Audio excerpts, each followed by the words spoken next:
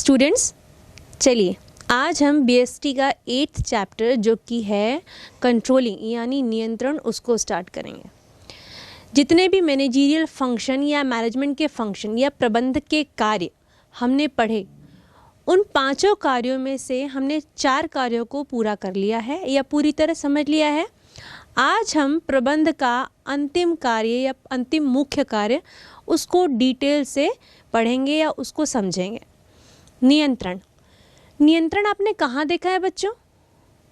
नियंत्रण आपने सबसे पहले क्रिकेट मैच में देखा होगा, जब आपके जो विशेष खिलाड़ी अपने नियंत्रण से कैच पकड़ते हैं उस समय। साथ ही साथ आपने कठपुतली के डांस में उस अदाकारा को देखा होगा जो अपनी उंगलियों पर नियंत्रण रखकर उन कठपुतलियों को उस गाने की बोल के हिसाब से चलाती है।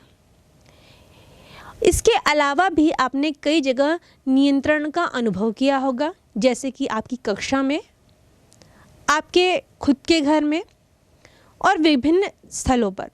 ये ऐसे कई स्थानों पर जाते हैं, ऑफिस कार्यालय में, वहाँ पे भी निर्देश रहते हैं और आप उन निर्देशों का पालन करते हैं। मतलब उन आदेश के अधिकारी जिन्होंने आपको आदेश दिए हैं, आप उनके अंडर कंट्रोल रहते हैं या उनके नियंत्रण के अंदर रहते हैं।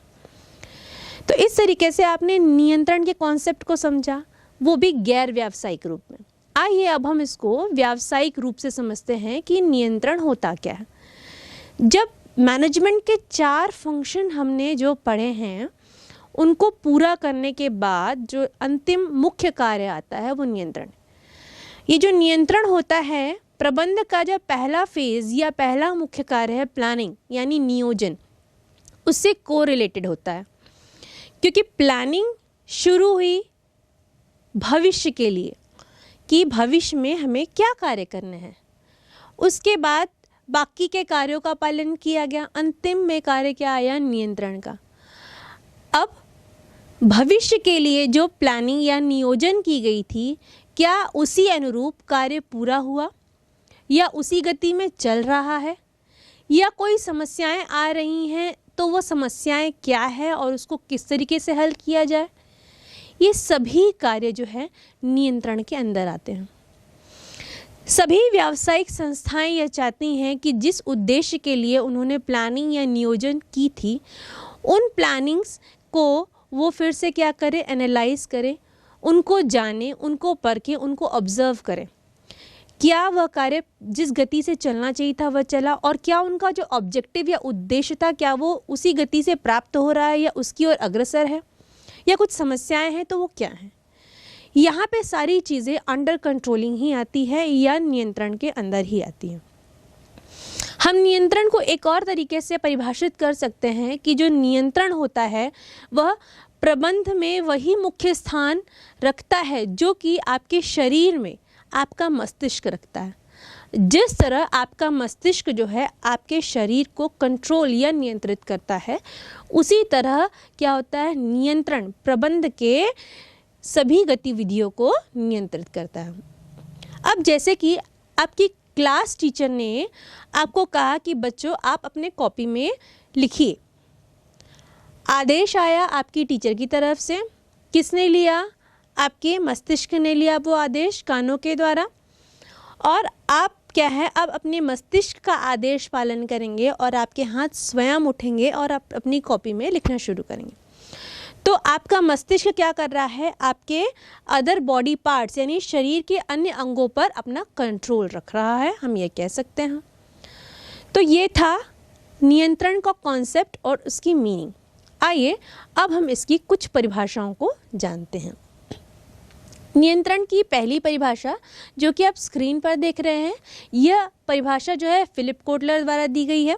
उनके अनुसार नियंत्रण वह प्रक्रिया है जिसके द्वारा वास्तविक परिणामों को इच्छित परिणामों से निकट लाने में प्रयास किए जाते हैं।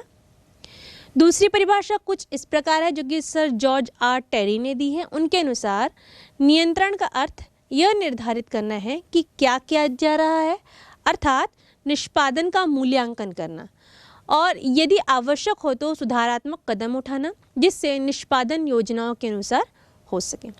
तो जैसे कि मैंने आपको कॉन्सेप्ट में समझाया कि नियोजन के समय जो हमने नियोजन किया था, जो भी हमने ऑब्जेक्टिव्स को पाने के लिए प्लानिंग की थी, उस प्लानिंग के अनुसार प्रॉपर वर्क हो रहा है कि नहीं, उस वर्क यानी कार्य को प्रॉपर गति में, सही गति में किया जा रहा है कि नहीं, और वह सही समय पे पूरी हो पाएगी कि नहीं, उसमें कुछ समस्याएं आ रही हैं तो वो क्या दूर हो गई हैं या उनके लिए सॉल्यूशंस की आवश्यकता है, और उनके बीच जो अंतर आता है, मतलब जो उद्देश्य प्राप्ति के लिए हमने प्लानिंग की थी और पूरा कार्य समाप्त होने पर जो उद्देश्य प्राप्त हुआ है, उन दोनों के बीच में जो अंतर आता है, जिसे इंग्लिश में डेविएशन कहते हैं, वह अंतर को किस तरीके से दूर किया जा सके।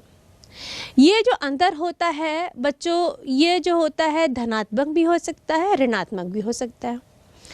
अब आप बोर्ड में देख रहे हैं, मैं इसे इस तरह समझाऊंगी। ये जो डेविएशन कह रही हूँ मैं, जो डेविएशन किस तरह धनात्मक हो सकता है, ऋणात्मक हो सकता है या शून्य हो सकता है, ये हम देखते हैं। मान लीजिए किसी प्रोडक्शन डिपार्टमेंट ने इस साल क्या सोचा कि 10 टन जो भी उनका प्रोडक्ट है उसको क्या करेंगे, प्रोडक्शन करेंगे और उसका सेल करेंगे। हुआ यूँ कि उस प्रोडक्शन डिपार्टमेंट ने मान लीजिए 6 ही टन प्रोडक्शन भी किया और सेल भी किया, तो यहाँ कितने का डेविएशन आया, 10 - 6 = 4। मतलब विचलन, डेविएशन मतलब विचलन जो हुआ कितने का हुआ, 4 का हुआ, 4 टन का। उसी प्रकार हम दूसरा उदाहरण देखते हैं। इसी 10 की जगह जो 10 उन्होंने माना था, उन्होंने 10 का 10 पूरा का पूरा प्रोडक्शन भी किया और सेल भी किया, तो इसमें कितने का डेविएशन आया, 0 का डेविएशन आया। हम इसी तरह तीसरा उदाहरण देखते हैं। यहाँ पर अगर 10 टन प्रोडक्शन और 10 टन की जो सेल है उसका उन्होंने एक ऑब्जेक्टिव डिसाइड किया था, तो उन्होंने क्या किया, अब उसके 10 टन की जगह 12 टन उत्पादन कर दिया है और उन 12 टनों का क्या कर दिया है, सेल भी कर दिया है। तो यहाँ +2 टन डेविएशन आया, यानी क्या हुआ, या विचलन कितना हुआ, +2 टन। तो यहाँ पे आप देख रहे हैं धनात्मक विचलन, शून्य विचलन और ऋणात्मक विचलन। इन तीनों विचलनों का अध्ययन करके एक अच्छा बिजनेसमैन या एक प्रबंधक क्या कर सकता है, अपने कार्य को और अधिक अच्छी तरीके से सुधार सकता है। बच्चों, अब आपने परिभाषा समझ ली, कॉन्सेप्ट समझ ली नियंत्रण की। आइए अब हम उसकी कुछ विशेषताओं या प्रकृति की ओर चलते हैं। इसकी पहली विशेषता कहती है कि जो नियंत्रण है प्रबंध का एक आधारभूत कार्य है। Controlling is a fundamental management function. अभी तक आपने कौन कौन से मैनेजमेंट फंक्शन पढ़े? यस, प्लानिंग पढ़ा आपने, ऑर्गेनाइजिंग पढ़ा, स्टाफिंग पढ़ा, डायरेक्टिंग पढ़ा। अब इसके बाद क्या पढ़ रहे हैं आप? कंट्रोलिंग पढ़ रहे हैं। तो यह क्या है? यह इस पूरे पांचों फंक्शन का कह रहा आधारभूत फंक्शन है। क्योंकि क्या हुआ, प्लानिंग में नियोजन हुआ, भविष्य के लिए कितना ऑब्जेक्टिव करना है, उसके लिए ऑर्गेनाइजेशन डिसाइड हुआ। फिर वहाँ पे क्या हुआ, ऑर्गेनाइजेशन में क्या किया हमने, पोस्ट डिसाइड किए। फिर वहाँ पे स्टाफिंग हुई, स्टाफिंग मतलब पद, रिक्त पद थे उनको भरे, उनको डायरेक्शन दिया किस तरीके से काम करना है। अब वो कार्य कितना अच्छे तरीके से हुआ है उसका मूल्यांकन करेंगे कंट्रोलिंग फेज में। इसीलिए इसे क्या कहा जाता है, एक आधारभूत कार्य कहा जाता है या एक फंडामेंटल मैनेजमेंट फंक्शन कहा जाता है।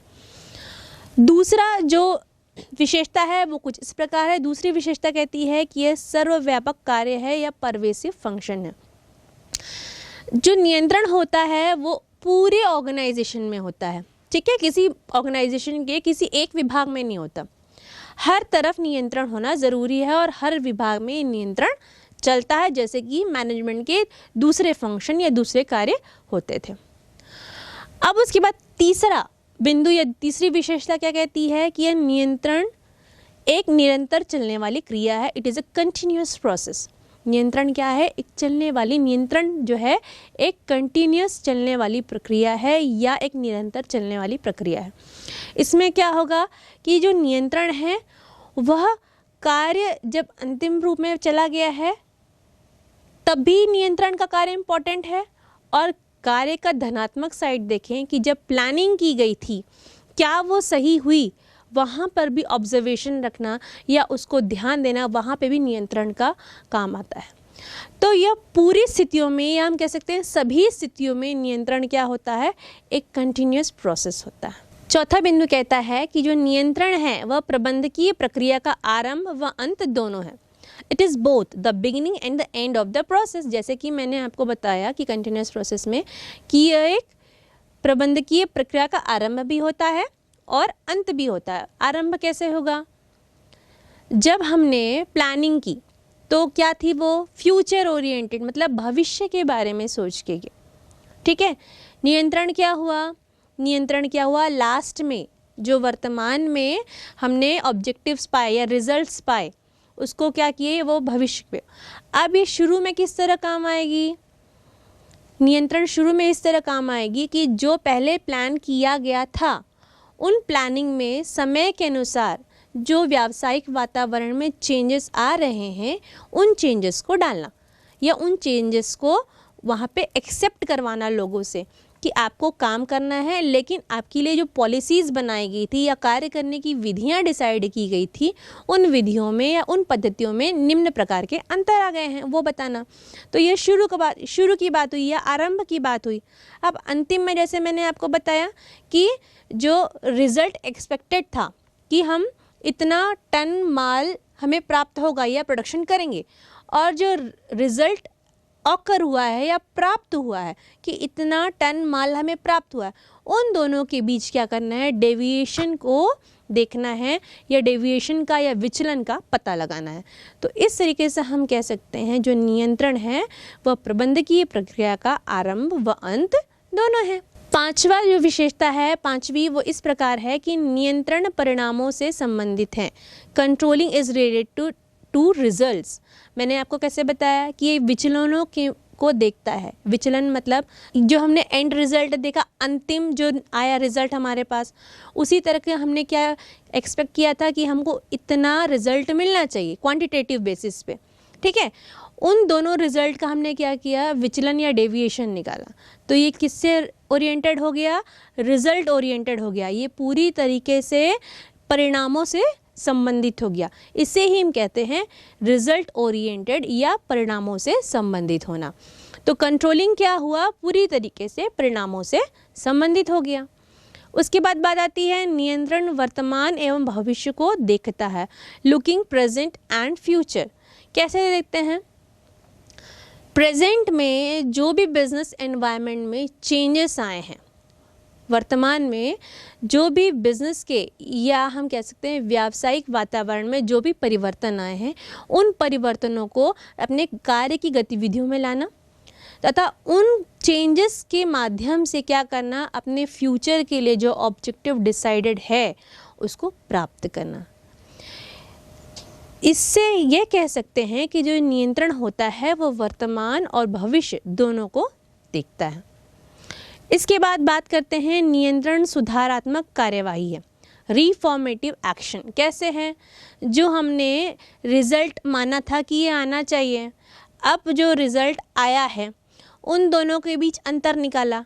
अब उन दोनों के बीच अंतर निकालने पर क्या प्राप्त हुआ, एक अंतर प्राप्त हुआ। मान लीजिए हमारा जो रिजल्ट था वो जो एक्सपेक्ट किया था कि इतना होना चाहिए उससे कम हुआ, तब वो क्यों हुआ, उसका कारण क्या है, उसके लिए जिम्मेदार व्यक्ति कौन है, उसके लिए क्या सुधार कार्य किए जा सकते हैं और उसके लिए क्या सॉल्यूशंस हो सकते हैं कि दोबारा जो है ये इस तरह के कार्य ना हो, ये इस तरह का नुकसान ना हो।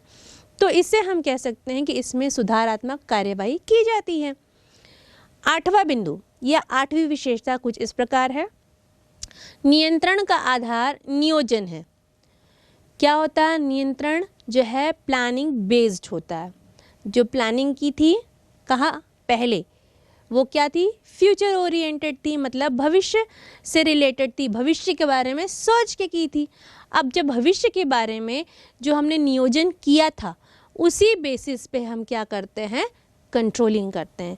लेकिन जो भी चेंजेस आते हैं व्यावसायिक वातावरण में हम उसको क्या करते हैं, एक्सेप्ट करते हैं या उसको मान लेते हैं, लेकिन फिर भी हमारा आधार क्या होता है, जो प्लानिंग या नियोजन हमने किया था। तो इस तरीके से हम कह सकते हैं जो नियंत्रण का आधार क्या होता है, नियोजन होता है। तो बच्चों को इस तरीके से आपने कुछ विशेषताओं को जाना। आइए अब हम जो है नियंत्रण की आवश्यकता या महत्व को जानते हैं कि नियंत्रण की आवश्यकता या महत्व क्यों है। मान लीजिए आप अपनी क्लास में हैं, आपको कह के गई हैं आपकी टीचर कि बच्चों आपको ये वर्क करना है, मैं अभी आती हूँ, मुझे कुछ काम है। आप क्या करते हैं वहाँ पे, जैसे ही टीचर क्लासरूम से बाहर जाती हैं आप लोग शोर मचाना शुरू कर देते हैं और अपने कार्य को व्यवस्थित रूप से नहीं करते या कार्य करना छोड़ देते हैं। लेकिन जैसे ही टीचर के आने की आहट होती है आती, आप लोग फिर से क्या करते हैं, एकदम डिसिप्लिन में आ जाते हैं और अपने कार्य को अच्छी तरीके से करने लगते हैं। तो यहाँ पे आप इस एग्जाम्पल से नियंत्रण को समझ सकते हैं। आइए अब हम व्यावसायिक रूप से नियंत्रण को समझते हैं कि इसका क्या महत्व है। इसका पहला महत्व कहता है कि संगठनात्मक लक्ष्यों को पूरा करना, एक्म्प्लिशिंग ऑर्गेनाइजेशनल गोल्स। जो नियंत्रण होता है वो एट द एंड क्या करता है, जो गोल्स डिसाइड किए गए हैं, उद्देश्य डिसाइड किया गया है, उसको प्राप्त करने में मदद करता है। दूसरा बिंदु कहता है प्रमापों की शुद्धता को जांचना, जजिंग एक्यूरेसी ऑफ स्टैंडर्ड्स। अब जो हमेशा नियंत्रण किए जाते हैं वो उसके लिए क्या करते हैं, पहले प्रमाप निश्चित किए जाते हैं, स्टैंडर्ड्स डिसाइड किए जाते हैं। तो जो नियंत्रण करने वाले लोग होते हैं वो लोग क्या करते हैं, पहले उन प्रमापों की शुद्धता की जाँच करते हैं, क्या वो जो प्रमाप डिसाइड किए गए हैं वो प्राप्त किए जा सकते हैं कि केवल हवा में प्रमाप डिसाइड कर दिए गए हैं। नहीं, ऐसे प्रमाप डिसाइडेड होने चाहिए या बताए जाने चाहिए जिनको पाया जा सके और जिनको समझा जा सके और जिसके बेसिस पे क्या हो सके, उन दोनों प्राप्त रिजल्ट्स के बीच क्या विचलन को जाना जा सके।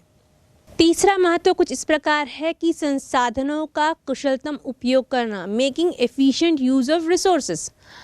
अब यहाँ पे जो ह्यूमन रिसोर्स है या हम कह सकते हैं मनुष्य है, वह एक ऐसा रिसोर्स है जिसके ऊपर कंट्रोल करना आवश्यक है। अभी तक हमने कौन कौन से रिसोर्सेज पढ़े, man, machine, material, money, method. देखिए बच्चों, इन पांचों पर जो है, पांच में से चार लोगों पर, किसको छोड़कर, मैन को छोड़कर इन चीज़ों पर कंट्रोल किया जा सकता है। सबसे कठिन कार्य क्या होता है, इस मैन पर कंट्रोल करना, क्योंकि जो व्यक्ति होते हैं उनके पास मस्तिष्क होता है, उनके पास अपना ज्ञान होता है, अपनी कुशलता होती है, अपना एक्सपीरियंस होता है। तो उनको क्या करना है, उन पर नियंत्रण रखना बहुत इम्पॉर्टेंट होता है या महत्वपूर्ण होता है। मैन पावर पर कंट्रोल रखने के साथ साथ क्या करना है, हम जो बाकी बचे हुए चार जो मैंने बताया, machine, material, method and money, इन पर भी कंट्रोल रखना बहुत ज़रूरी होता है, जो कि नियंत्रण का एक पार्ट होता है। इसके बाद चौथा पॉइंट आता है कर्मचारी अभिप्रेरण में सुधार, यानी इम्प्रूविंग एम्प्लॉयज़ मोटिवेशन। अब देखिए, जब व्यक्तियों को यह पता होगा कि हमारे कार्य को क्या किया जा रहा है, नोट डाउन किया जा रहा है, हमारी प्रगति, हमारे कार्य करने के तरीक़ों को नोट डाउन किया जा रहा है और इससे जो परिणाम निकाले जाएंगे उसके अनुसार कंपनी में उनका प्रमोशन हो सकता है, उसके अलावा उनकी जो वाहवाही भी हो सकती है या उनके बारे में डिस्कशंस हो सकते हैं, उनको अप्रिशिएट किया जा सकता है, ये सारी चीज़ें हो सकती हैं। तो उस स्थिति में क्या होगा, कर्मचारी जो होगा अभिप्रेरित हो जाएगा और उसके कार्य में अपने आप सुधार हो जाएगा। पांचवा बिंदु आता है व्यवस्था एवं अनुशासन सुनिश्चित करना, इंश्योर ऑर्डर एंड डिसिप्लिन। देखिए बच्चों, हमने कई बार देखा है कि विदाउट कंट्रोल क्या क्या चीज़ें होती हैं। एम्प्लॉयज़ क्या करने लगते हैं, काम चोरी करने लगते हैं, एब्सेंटीज़ यानी अपने काम पर नहीं आते हैं ज़्यादातर, या किसी कार्य को टाल देते हैं। ये सारी जो स्थितियाँ उत्पन्न होती हैं, इन पर क्या हो जाएगा, कंट्रोल हो जाएगा और किसी कार्य को करने के लिए जो विधि डिसाइड की गई है या मानी गई है, उसी ऑर्डर फॉर्म में उस कार्य को पूरा किया जाएगा। उसके बाद आती है बात छठवीं, समन्वय स्थापित करने में सहायक, यानी फैसिलिटेटिंग कोऑर्डिनेशन इन सक्सेस। इसमें क्या होता है, जैसे कि आप जानते हैं एक फर्म या उपक्रम में एक विभाग नहीं होता है कोई, या एक व्यक्ति काम नहीं करता। उसमें क्या होते हैं, कई विभाग होते हैं और एक छत के नीचे कई व्यक्ति कार्य करते हैं। तो उन सभी व्यक्तियों के बीच तालमेल होना बहुत ज़रूरी है। नियंत्रण ही यह मुख्य कार्य करता है कि उन सभी के बीच में वो कोऑर्डिनेशन बना कर रखता है, ताकि जो ऑब्जेक्टिव डिसाइड किया गया है उसको प्राप्त किया जा सके।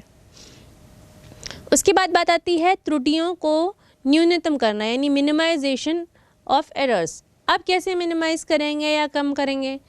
बार बार कार्य की पुनरावृत्ति ना हो, इसके लिए क्या किया जाएगा, उन कार्यों की त्रुटियों को निकाला जाएगा, उन त्रुटियों को क्या किया जाएगा, सुधारा जाएगा, और उन प्रॉब्लम्स के लिए सॉल्यूशंस फाइंड आउट किए जाएंगे। तो यहाँ पे क्या होगा, त्रुटियों को सुधार कर या उनकी न्यूनतम, उनकी जो संख्या है उनको न्यूनतम कर दिया जाएगा, और पुनरावृत्ति की जो समस्या होती है उसको भी कम कर दिया जाएगा। इसके बाद अंतिम बिंदु आता है जोखिम से सुरक्षा। यहाँ पे क्या होगा, जो नियंत्रण होता है, जैसे कि फर्म में आप जानते हैं कि बहुत सारे लोग होते हैं, तो डिस्प्यूट हो सकता है, ग्रीवियंस हो सकता है, उनके बीच तालमेल खराब हो सकता है, लड़ाई झगड़े की संभावना उत्पन्न हो सकती है। तो इन चीज़ों से भी बचाव करते हैं। साथ ही मशीनों पर कंट्रोल, उनको बार बार चेक करना, कार्य की गतिविधि पर कंट्रोल जिससे कि लॉस ना हो, इन सारी चीज़ों से जिस तरह की भी जोखिम आ सकते हैं उन जोखिम को क्या कर लिया जाता है, उसको सुरक्षित कर लिया जाता है, उन पर कंट्रोल कर लिया जाता है। तो इससे बच्चों हमने क्या समझा, नियंत्रण का व्यावसायिक रूप से क्या महत्व है, या प्रबंध का जो 5वां कार्य है उसका व्यावसायिक रूप से क्या महत्व है। बच्चों आइए अब हम नियंत्रण की सीमाओं को जानेंगे कि नियंत्रण की क्या क्या लिमिटेशंस हैं। पहली जो लिमिटेशन है वो है बाहरी परिस्थितियों अथवा बाहरी कारणों पर नियंत्रण नहीं हो सकता। आंतरिक कारणों पर तो नियंत्रण रखा जा सकता है कि किस कारण से, मान लीजिए रिसोर्सेज नहीं है, उस वजह से हो सकता है, रिसोर्सेज यानी संसाधन नहीं है, मान लीजिए उस वजह से क्या है, डेविएशंस आ रहे हैं, विचलन, तो उन पर कंट्रोल रखा जा सकता है। या हो सकता है कि जो एम्प्लॉयज़ हैं या कर्मचारी हैं वो बहुत एब्सेंट रहते हैं, या उनमें अभिप्रेरण की कमी है।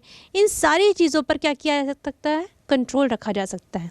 लेकिन जो है आंतरिक कारणों के अलावा जो बाह्य कारण हैं उन पर क्या कंट्रोल नहीं रखा जा सकता। अब ये बाह्य कारण कौन कौन से हो सकते हैं? बाह्य कारण इस तरीके से हो सकते हैं कि जो सरकारी नीतियाँ बनती हैं या उनमें जो चेंजेस आते हैं उन पर कंट्रोल रखना मुश्किल है। बाज़ार में उथल पुथल होती है, उस पर कंट्रोल रखना मुश्किल है। मुद्रा का अवमूल्यन होता है, उस पर कंट्रोल रखना मुश्किल है। या आयात या निर्यात की नीतियों में कुछ परिवर्तन आते हैं, उन पर कंट्रोल रखना जो है मुश्किल होता है। तो इस तरीके से हम कह सकते हैं कि जो बाहरी कारण हैं उन पर नियंत्रण नहीं रखा जा सकता। इसके बाद दूसरा आता है व्यक्तिगत उत्तरदायित्व के निर्धारण में कठिनाई, यानी difficulty in determining personal responsibilities. अब क्या होता है प्रबंध में, क्या होता है कि गैर व्यावसायिक तौर पर हम देखें तो प्रबंध में जो है कई व्यक्तियों को बहुत सारे कार्य दिए जाते हैं। अब कोई भी कार्य कोई व्यक्ति अकेला नहीं कर सकता, उसको एक सामूहिक तौर पर कराया जाता है, और एक व्यक्ति के पास एक कार्य नहीं होता, उसके पास कई कार्य होते हैं। तो इस स्थिति पर क्या होता है कि यदि कोई त्रुटि उत्पन्न होती है तो उस त्रुटि के लिए कौन जिम्मेदार है यह पता करना बहुत मुश्किल हो जाता है, जो कि ये दूसरा स्टेटमेंट बता रहा है आपको। तीसरा स्टेटमेंट कहता है कि प्रमापों के निर्धारण में कठिनाई, यानी difficulty in determining the standards. अब देखिए प्रमाप निर्धारित करना, किस तरीके से प्रमाप निर्धारित कर सकते हैं? भौतिक रूप से तो कर सकते हैं, या मॉनेटरी रूप से या फाइनेंशियल रूप से कर सकते हैं। लेकिन अगर व्यक्ति के या एम्प्लॉयज़ जो वहाँ काम कर रहे हैं वो कितने समर्पण भाव से करेंगे, क्या इसको स्टैंडर्डाइज या प्रमापित किया जा सकता है? नहीं। या वो कितने अभिप्रेरित होंगे, क्या इसको जो है हम स्टैंडर्डाइज कर सकते हैं? नहीं। या फिर वो कितने अपने कार्य के प्रति कितने ईमानदार हैं, क्या हम इसको स्टैंडर्डाइज कर सकते हैं? ये भी नहीं कर सकते। तो इन चीज़ों का जो है स्टैंडर्डाइजेशन या प्रमापीकरण मुश्किल हो जाता है। उसके बाद चौथा बिंदु या चौथा पॉइंट आप देख रहे हैं, उसके अनुसार नियंत्रण लागत की समस्या, कॉस्ट ऑफ कंट्रोल। देखिए, जो कंट्रोलिंग प्रोसेस है वो अपने आप में कभी कभी क्या होती है कि ज़्यादा से ज़्यादा कॉस्ट को कंज्यूम कर लेती है। इस स्थिति में कई फर्म्स ऐसे भी हैं जो इन कंट्रोलिंग के प्रोसेस को नहीं करना चाहती। चूँकि यह एक मैनेजमेंट का इम्पॉर्टेंट फंक्शन है, तो इसे बहुत ज़रूरी विधियों में या बहुत ज़रूरी जहाँ कार्य चल रहे हैं वहीं अप्लाई किया जाता है ताकि कॉस्ट को रिड्यूस किया जा सके। उसके बाद जो पांचवा बिंदु आता है वो कहता है कि कर्मचारियों द्वारा विरोध, रेजिस्टेंस फ्रॉम एम्प्लॉयज़। अब देखिए, अब लोगों को पता है कि उन पर कंट्रोल रखा जा रहा है, तो कोई भी व्यक्ति जब चाहेगा कि उन पर कंट्रोल रखा जा रहा है तो वो इस चीज़ को क्या करेगा, उनका विरोध करेगा। अब आप देखते ही होंगे आपकी क्लास टीचर जो बहुत स्ट्रिक्ट होती होंगी, जो आपको कहती होंगी नहीं आपको ये वर्क करके ही लाना है, तो आप उनसे थोड़ा चिढ़ते होंगे ना, ये तो स्वाभाविक रूप से होता है। तो उसी तरीके से हम व्यावसायिक रूप से देखें तो अगर व्यक्तियों पर बहुत कंट्रोल रखा जाएगा तो वह इस चीज़ का विरोध करेंगे, जो कि इसका पांचवा बिंदु कहता है। आगे हम महत्व को जानने के बाद इसके आगे आइए हम कमेंट पे चर्चा करते हैं कि नियंत्रण और नियोजन में क्या संबंध है। जो नियंत्रण है और नियोजन है, दोनों ही एक सिक्के के दो पहलू हैं। दोनों को एक दूसरे के बिना ना सोचा जा सकता है ना देखा जा सकता है। क्योंकि आप सोचिए, अगर कोई कार्य को करने के लिए प्लानिंग नहीं की जाएगी तो उसके ऊपर कंट्रोल किस बेसिस पे रखा जाएगा। कहने का मतलब है, अगर कोई उद्देश्य को प्राप्त करना है उसके लिए नियोजन ही नहीं किया जाएगा, उसके लिए कोई स्टैंडर्ड्स या प्रमाप ही नहीं तैयार किए जाएंगे, तो जो नियंत्रण होगा किस बेसिस पे होगा, ये तो इम्पॉसिबल हो जाएगा। तो इसीलिए सर EFL बीच ने कहा है कि नियोजन एवं नियंत्रण निश्चित रूप से एक दूसरे से जुड़े हैं। नियंत्रण नियोजन का दूसरा पक्ष है। आइए इस स्टेटमेंट के बाद इस स्टेटमेंट को हम दो भागों में समझते हैं कि यह क्या कहता है। पहला स्टेटमेंट कहता है कि नियोजन एवं नियंत्रण एक दूसरे पर निर्भर करते हैं, और दूसरा स्टेटमेंट कहता है कि नियोजन एवं नियंत्रण में विभिन्नता। इन दोनों स्टेटमेंट्स को हम अलग अलग तरीके से समझेंगे और स्टेप बाय स्टेप समझेंगे। आइए पहला स्टेटमेंट समझते हैं। पहला स्टेटमेंट है नियोजन एवं नियंत्रण एक दूसरे पर निर्भरता। इसका पहला बिंदु कहता है नियोजन नियंत्रण के अभाव में अर्थहीन है। जैसे कि मैंने आपको बताया कि नियोजन और नियंत्रण दोनों को ही एक सिक्के के दो पहलू मानने चाहिए। इन दोनों के बिना भी कोई भी कार्य पॉसिबल नहीं है। तो जैसे आपको स्क्रीन में ये पहला पॉइंट दिख रहा है कि नियोजन नियंत्रण के अभाव में अर्थहीन है। इस स्टेटमेंट को हम इस तरीके से समझ सकते हैं कि प्लान किया गया है कोई कार्य, लेकिन वहाँ पे नियंत्रण नहीं है, तो आप सोचिए क्या होगा। आप किसी ऑफिस की कल्पना कीजिए, वहाँ जिस दिन बॉस नहीं आता है उस दिन उसके माहौल को आप सोचिए किस तरह होता है। वहाँ सब बड़े बिंदास होते हैं, कोई कंट्रोल नहीं होता, किसी को जाने से पहले दिन भर की कार्य कितना हुआ है, क्या कार्य किया है, रिपोर्ट नहीं करना है।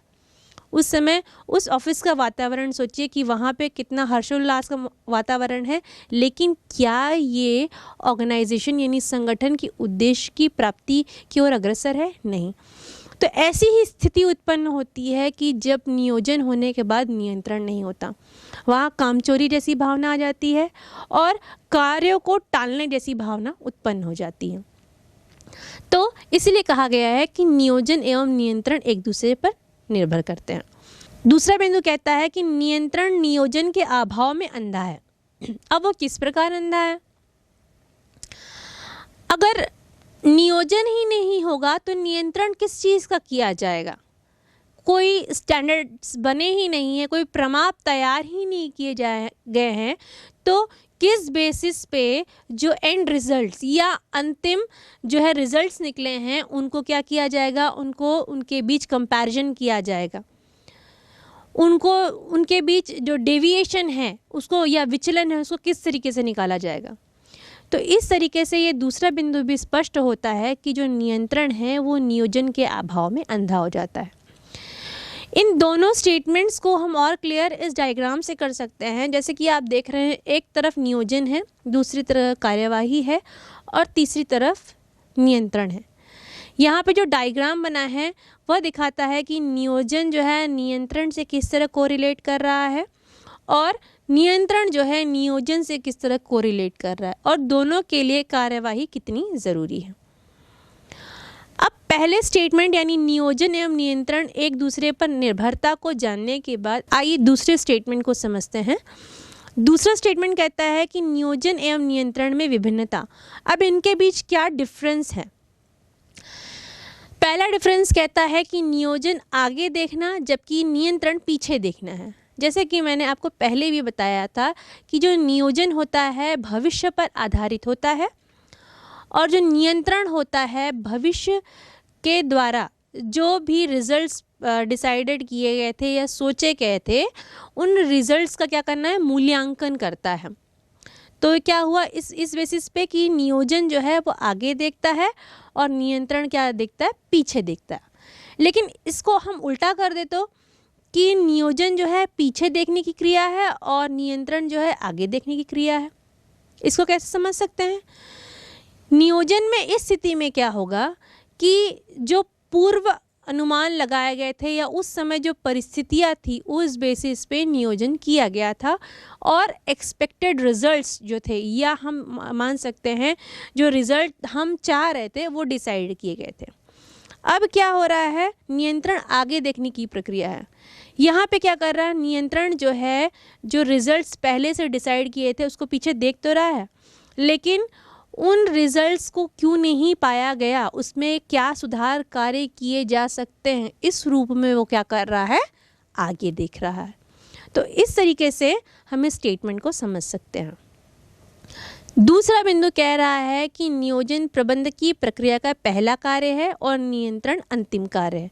जैसे कि आपने प्रबंधकीय कार्य को जाना है कि नियोजन पहला कार्य है और उसी चक्र में जो नियंत्रण है वो अंतिम कार्य है और उसके मध्य जो हमने जाना है ऑर्गेनाइजिंग, स्टाफिंग, डायरेक्टिंग, ये जो बीच के कार्य हैं। तो पहला कार्य क्या हो गया, नियोजन हुआ और अंतिम कार्य क्या हुआ, नियंत्रण हुआ। तीसरा और अंतिम बिंदु इसका कहता है कि जो नियोजन होता है वह आदेशात्मक होता है और नियंत्रण जो होता है मूल्यांकन होता है। बच्चों ये तो बट ऑब्वियस है, नियोजन में क्या किया गया, प्लानिंग की गई कि किस तरीके से किसी भी ऑर्गेनाइजेशनल गोल्स को या संगठन के उद्देश्य को पाया जाएगा।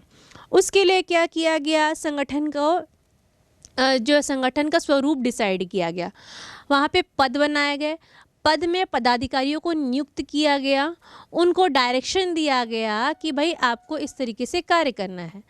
अब क्या हुआ, ये पूरी प्रोसेस आदेश के अनुसार यानी नियोजित जो प्लान था उसके अनुसार आदेश देकर किया गया। तो स्पष्ट हुआ कि जो नियोजन है वो आदेशात्मक कार्य है और नियंत्रण जो है वो मूल्यांकन प्रक्रिया हो गई, क्योंकि नियोजन के समय हमने जो ऑब्जेक्टिव डिसाइड किया था कि नहीं 10 टन हमको इस साल क्या करना है, प्रोडक्शन करना है, लेकिन प्रोडक्शन क्या हुआ, मान लीजिए 8 टन। तो उस स्थिति में क्या होगा, इन दोनों के बीच जो डेविएशन आया या विचलन आया 2 टन का, वहाँ पे क्या हुआ, मूल्यांकन हुआ। और ये किन कारणों से हो रहा है, इसको किस तरीके से सुधारा जा सकता है कि आगे ऐसी स्थिति उत्पन्न न हो, ये सारी चीज़ें किस में होंगी, नियंत्रण में। तो बच्चों इस तरीके से नियंत्रण एवं नियोजन में संबंध को हमने अच्छी तरीके से जाना।